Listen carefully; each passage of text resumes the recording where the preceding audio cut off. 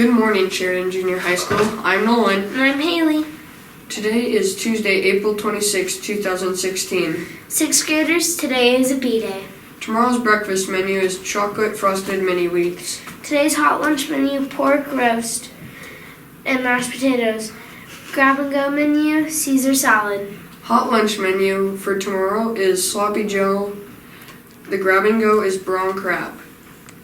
All 8th grade boys planning on playing high school basketball next year, there will be meeting for you with the new high school head coach, Coach Martini, this Wednesday, April 27th, during your lunchtime at 11:30 in the Wellness Room, 1082. Bring your lunch to the meeting and you can eat while listening to Coach Martini. See you there. Students, the weather is very unpredictable.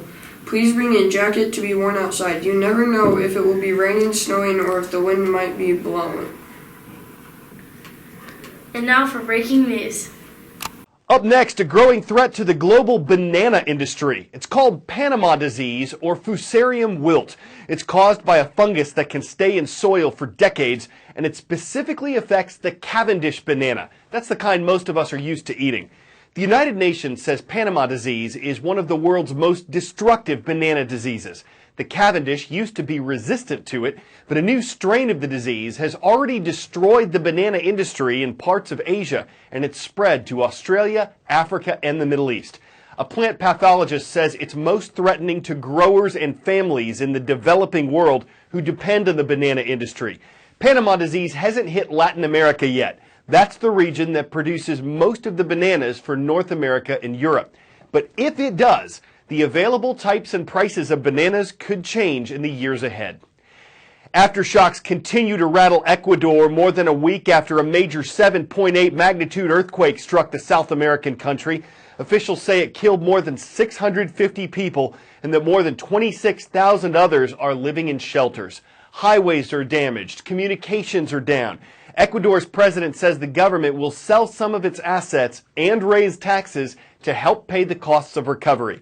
To show you some challenges of that, we're taking you to where people are struggling just to get relief supplies. These volunteers are dedicating their time sorting thousands of pounds of donated clothing. A lot of them are students, they're part of church youth groups. Some are also unemployed, figuring this was the best way to spend their time. There's a very real fear of looting and people coming to donation centers like this one and taking advantage and stealing goods that are meant for people who are in dire need of help right now. So we left the relief center about 4 hours ago. This is a trip we made 2 days ago, and it took 5 hours to get to the Manabí province, where a lot of these small rural towns that were badly hit by the earthquake are. Hundreds have spent hours in line outside this police station in Tarqui, waiting for trucks carrying relief packages since well before dawn. As the sun begins to set, they've watched the trucks come and go. Though they plead for food and water, many are still empty-handed. How many trucks have passed by since 6 a.m. and we're still with nothing? Military officials here are asking people to remain calm because there's an air of desperation here. A lot of people rushed to this truck when it first stopped here, handing out water, offering perhaps their first relief in several days. Señora, ¿cuánto tiempo ha estado esperando por agua? Casi como 2 días, porque no tenemos nada de agua. This woman says she's been waiting 2 days for water simply because there isn't any potable water around her to drink. This woman says she's been pushed around by people cutting the line all day. She calls the relief effort disorganized and says her complaints have fallen on deaf ears. Down the street, others are looking through every piece of debris. Several families lived in this multi-story building. Neighbors tell us 5 people were killed when it collapsed, including a young child.